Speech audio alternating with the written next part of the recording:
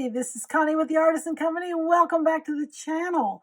Today, we're going to do something for Mother's Day today, but it's not going to be the simple thing. It's going to be a little bit bolder.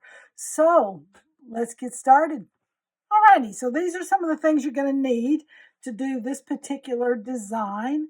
And what these are right here, oh my goodness, you guys, this is pink queen conch shell. Is this not the most gorgeous? Oh my goodness, is this just not beautiful? It was pricey, I will tell you that. It was pricey. I got it at Stones and Silver. I don't know if she has any more left or not, but that's where I got it. So she may still have some there, or if she doesn't, you might want to see if you can email her and she might try to find some more if she's out of it. But this is the pink queen conch shell, and the sizes of these, it's graduated, as you can tell. It goes from a 23 by 34 millimeter, which is this size. I pulled 3 of them out for a smaller necklace, but the smallest is 23 by 34, and then the largest, which is this piece, is 36 by 45 millimeter. These are stunning, you guys. I mean, look at the backs. Oh my goodness. So if you wanted a different look, a little more organic look, you could wear this necklace backwards. Okay, so this is the idea for you, but I thought I would show you some other things you could use to substitute for the queen conch if you can't afford that, or if you want a different color, you don't like pink, you want a different color, or you just like a different kind of stone or whatever. This is amethyst. I got this strand at Michael's. It would have the same effect as this. It's just not graduated in size, but this would be an idea for you. And then I also had these, which are all different size, and I also got these at Michael's. These are imperial jasper stones that have been dyed to look like turquoise, but these are different in sizes, and they're very irregular, and it would make a stunning necklace like this. Absolutely beautiful. I may wind up taking these and going back and doing something like that. But something like this would work for your centerpiece. So, if you don't like this look or you don't like queen conch, take what you like and put it in there. Okay, let's see what else we got to have. The next thing I've got are some large freshwater pearls right here. These are a large hole, as you can see, but that's fine because we're going to be using some bead caps here. But they're about an 8 to 10 millimeter. They're white in color, but I can't remember where I got these. I actually think I got these at a bead show, I believe. But you can get online. Tons of people carry freshwater pearls and large ones. So anyway, so you use some of those. And then I have some bronze colored 8.0 seed beads. And they say they're bronze in color, but to me they look like they're rose gold, a dark rose gold. But it's the Czechoslovakian glass beads. I love Czech cut glass beads. And the Bricosia, so you can see. And but anyway, 8.0 bronze rose gold seed bead. Then I have this bead right here, which is crystal, and it's kind of a flat. It's not quite a rondelle, but almost. But it's about a 10 millimeter faceted, kind of a smoky color crystal.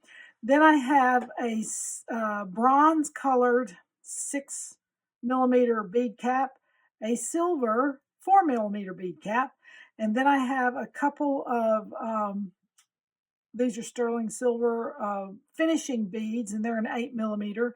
And then I decided to do this beautiful hammered S clasp with this. Silver is neutral, considered neutral. Although a copper or something would have been beautiful with this, but I just went with the neutral because I want this and this to show. And then obviously your crimps and your crimp covers. And I'm using a medium bead wire. This is soft flexed 49 strand, and it's a 0.019 in diameter. Soft flex, AccuFlex, Beadalon, any of those will work. Alrighty, let's rock and roll. First thing I'm going to do is I'm going to take a little clip of some kind and clip one side of my beading thread so that I don't have anything sliding off as I'm rolling along here. Okay, so the pattern is going to be very, very simple. It's not hard to do, but I'm trying to get the biggest bang for my buck in the color, and I want this to be just absolutely showcased. And I actually went through a process for this.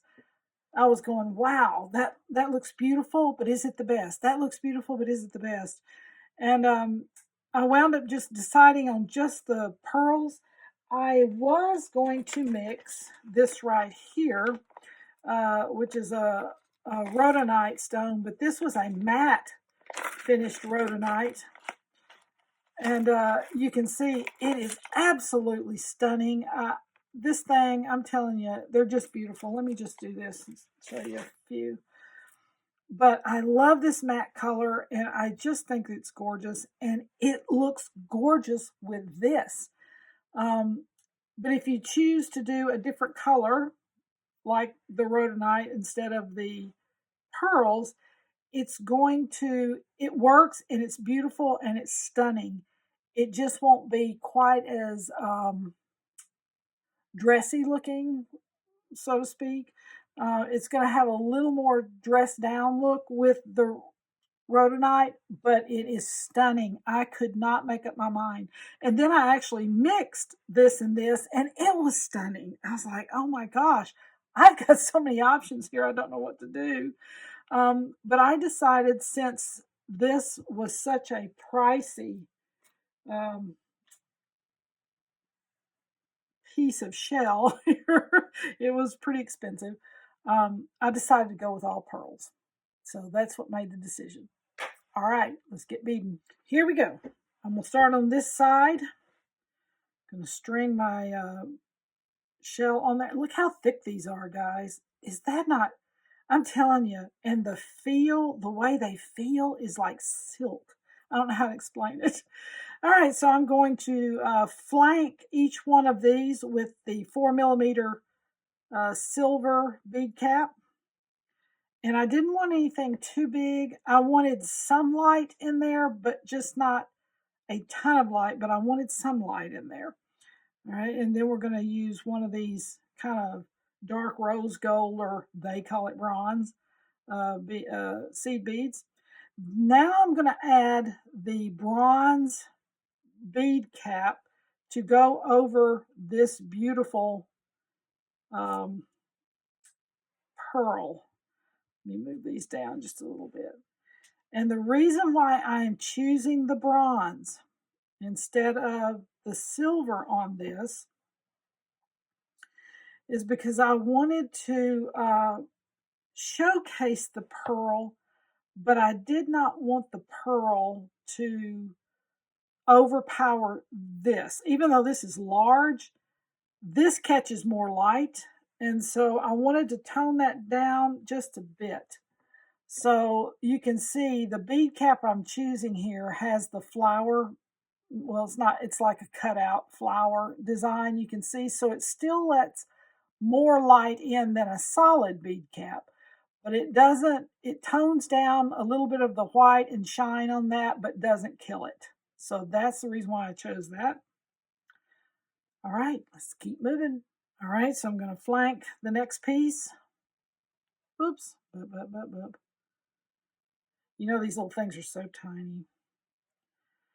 And just so you'll know, I'm gonna put a little notice out, but just so you will know, I'm going to have surgery on my knee next week, and so I've got an 8-week recovery with it, which I was like, well, snapperoo, that's going to put a damper on things. And then my husband just finished a documentary that's being shown in several places. And we've got some vacations coming up, and our pastors are going to be out of town for a while, and we're manning the church, and so there's lots and lots of things going on, trying to get my garden planted and blah blah blah. So I am going to um, be starting June 1st. I am going to be doing a video every other week for the summer. I'm gonna have to have physical therapy and a lot of stuff like that. So I'm just gonna be doing a video every other week for the summer starting in June. Just so you'll know that there's a lot going on, and I just wanted you to be updated on it. Alrighty. Here we go. And we're down here to our centerpiece.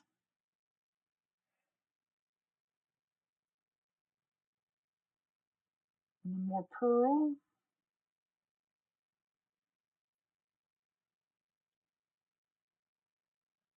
All right. So here's where we are. And here's the pattern. You can see the pattern. And I'm going to finish that out on the rest of the shells. And then I'll jump back in and we'll do the next section. All right. Oh, this is so exciting. All righty. Next step. We've got this completed. Is this not gorgeous? Oh my goodness. Ah, it's so beautiful. It's a little touch of the sea there. Okay, we're going to put in our chunky glass crystal bead there. And it's just a little bit of a break in the pattern. It's not overwhelming. It's not like in your face, but it just gives a little break in this pattern going up. And so I ended this one right here with a little bead cap right there, a little silver one. So now we're going to do a bronze one. I can get my finger in there. And then the crystal bead or glass, it doesn't matter, whatever you're doing, acrylic, and another bead cap. So there's your finished end before we start the next row of pearls. And so what we will do is we're going to put a bronze bead there to separate. And then I'm going to take another one of the bronze caps and a pearl, a bronze cap, and then the seed bead. And repeat. Bronze cap, a pearl, a bronze cap, and a seed bead. All right, let me shift this over so you can see. Okay, so there's our pattern right there that we're going to finish out to the top of the necklace with this pattern of pearl and bronze seed beads and bronze bead caps. So there's your pattern. I'll do one more. And so another one of these things where you have to check and check often, as I say. And the reason why, because if you're using, you may be doing a repeating pattern, which is fine. It's not that's not the problem. But if you're using a bead cap like this with the little holes in it like this, if you miss that middle hole right there, your whole thing's going to be whoppy jawed, and it will absolutely frustrate you to death if you have to go back and undo it. So make sure you check and check often that you didn't leave out a seed bead or that you put the beading wire in the wrong hole on your bead cap or anything like that. And just make sure you haven't left anything out. All right, I'm going to finish all of this and then we'll be back. Okay, we're at the tail end of this, and this is the pattern. This is what it looks like as you're going in. This is absolutely stunning. I am so stoked about this. I cannot wait to try it on. Anyway, and I forgot to tell you, it's about an 18-inch, which at bottom of it, it'll be about a 20 at the bottom of the longest conch shell. So, all right, I'm going to go ahead to expedite time with you guys. I'm going to go ahead and put this clasp on this side, and then we'll look at the whole finished package. Oh my, guys, I got the clasp on. I got all the beading done, and let me tell you, oh my goodness, look at this beauty of a necklace. Such a beautiful necklace for Mother's Day. If you have a mom who loves bold and bright and things like that, this would be a type of necklace for them. It's beautiful for our spring and summer, so it is stunning. And look at the way the pearls turned out. Oh my goodness, look at that. I am just so stoked. And of course, you could, if you wanted to, you could turn it over and look at the more organic side of this if you wanted to do that. Oh my goodness. It's absolutely stunning. And you can see all the realness where it's not polished out on the back. It's just absolutely stunning. So I hope you enjoyed this video. I hope you got some inspiration from it. Please remember to like and subscribe to the channel. And also, happy Mother's Day to everyone out there. Whether you have birthed a child or not, if you've nurtured anything, you're a mom. So happy Mother's Day, everybody. I will see you guys on the next video. Bye.